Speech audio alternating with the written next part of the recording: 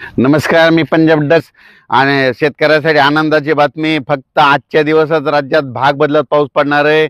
आणि तुम्हाला एक सांगू इच्छितो, हे मी जे आहे माझ्या हरभऱ्याच्या शेतामध्ये, माझं हे कोरडवाचा हरभरे एकरी आम्ही 48 किलो पेरलेलं आहे. या ठिकाणाहून महाराष्ट्रातल्या शेतकऱ्याला अंदाज देणार आहे.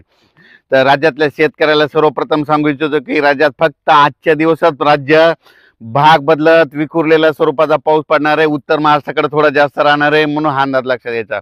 पण राज्यातल्या सर्व शेतकऱ्याला सांगू इच्छितो, 1, 2, 3 नोव्हेंबरच्या दरम्यान राज्यामध्ये फक्त काही जिल्ह्यातच विखुरलेल्या स्वरूपाचा पाऊस पडणार आहे, म्हणून हा अंदाज लक्षात घ्यायचा. मग सांगायचं झालं तर नाशिक जिल्हा, नंदुरबार जिल्हा, धुळे जिल्हा, अहिल्यानगर, संभाजीनगर, इकडं सोलापूर, सांगली, इकडं बीड जिल्हा, सोलापूर जिल्हा, परभणी जिल्हा, जालना जिल्हा, ह्या पट्ट्यामध्ये विखुरलेल्या स्वरूपाचा पाऊस पडणार आहे, म्हणून हा अंदाज पडला लक्षात घ्यायचा. 1 नोव्हेंबर, 2 नोव्हेंबर, 3 नोव्हेंबरच्या दरम्यान. पण राज्यातल्या सर्व शेतकऱ्याला सांगितलं की 4 नोव्हेंबर पासून राज्यातला पाऊस जाण्यास तयार झालेला आहे, पाऊस निघून चाललाय, म्हणून हे लक्षात घ्यायचं. आणि 7 तारखेला मात्र राज्यातून आपल्या महाराष्ट्रातून पाऊसच निघून जाणार आहे, म्हणून हे लक्षात घ्यायचं. बऱ्याच शेतकऱ्याचे फोन आले, हे आता इतका पाऊस कशामुळे पडला. तर काय झालं, एका पाठोपाठ 2 चक्रीवादळ तयार झाले होते. एक अरबी समुद्रामध्ये एक चक्रीवादळ होतं आणि एक बंगालच्या खाडीमध्ये चक्रीवादळ. ते बंगालच्या चक्रीवादळ ते काय झालं, इकडे पूर्व विदर्भाकडून इकडे आसामकडे जाणार होतं. आणि हे अरबी समुद्रातलं चक्रीवादळ किनाऱ्या येऊन तसं तिकडे ओमानकडे जाणार आहे. ते जात असताना त्याच्यामुळे हे आपल्या महाराष्ट्रामध्ये इतका पाऊस पडला. आता हे दोन्ही चक्रीवादळ निघून जाणार आहेत, त्याच्यामुळे पाऊस येणार नाही. आता परवा दिवशीपासून म्हणजे 3 तारखेपासून बघा राज्यात वारं सुरू होईल, थंड वारे देखील येते. त्याच्यानंतर 1 नोव्हेंबर, 2 नोव्हेंबर, 3 नोव्हेंबरच्या दरम्यान राज्यात धुके, धुराळी, धुई देखील येणार आहे, म्हणून हा अंदाज सर्व शेतकऱ्यांनी लक्षात द्यायचा. द्राक्ष शेतकऱ्यासाठी आनंदाची बातमी की राज्यातला पाऊस आता म्हणजे 7 तारखेपासून कायमचा निघून जाणार आहे, म्हणून हा अंदाज लक्षात घ्यायचा आणि त्यांनी त्यांच्या औषधाची तयारी ठेवायची. आणि राज्यातल्या सर्व पुन्हा कांदा रोप टाकणाऱ्या शेतकऱ्यासाठी आनंदाची बातमी, तुम्ही काय करता, कांद्याचं रोप टाकू शकता. आणि राज्यातल्या सर्व शेतकऱ्यांना ज्यांना हरभऱ्याची, ज्वारीची पेरणी राहिलेली असेल तर तुम्ही काय करता, जशी आता वापसा होईल तसं तुम्ही हरभरा पेरू शकता. कारण की राज्यात आता थंडीला सुरुवात होणार आहे. तुम्हाला सांगू इच्छितो, निफाड, सिन्नरकडं 4 तारखेला थोडी थोडी थंडी जाणवणार आहे, म्हणून हा अंदाज सर्व शेतकऱ्यांनी लक्षात घ्यायचा.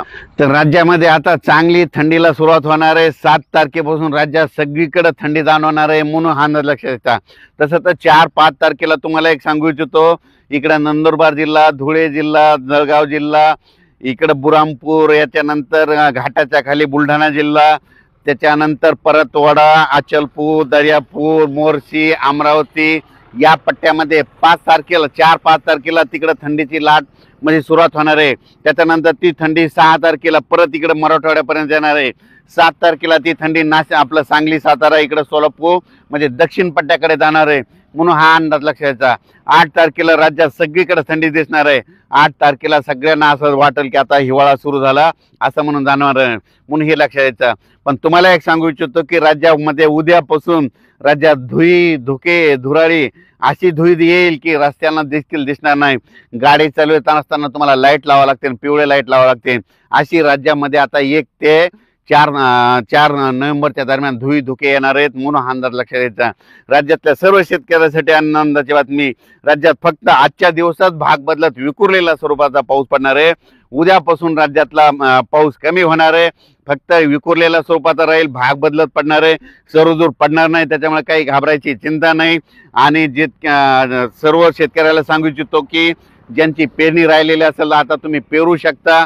हरभरा पेरताना काय करा, बियाणाला औषध लावा आणि पेरणी करत असताना बियाणं जास्त पेरा. काय होईल की हे पाहू शकता की आम्ही 48 किलो एकरी पेरलेलं आहे. जरी आता ह्या पावसानं 50% जरी मिळालं तर 25% राहतं, म्हणून हे पाहू शकता. हे आपलं कोरडवाचं शेत आहे, यंदा 16 एकर हरभऱ्याचा प्लॉट आहे आणि याचं संपूर्ण नियोजन तुम्हाला सगळ्या शेतकऱ्याला सांगणार आहे.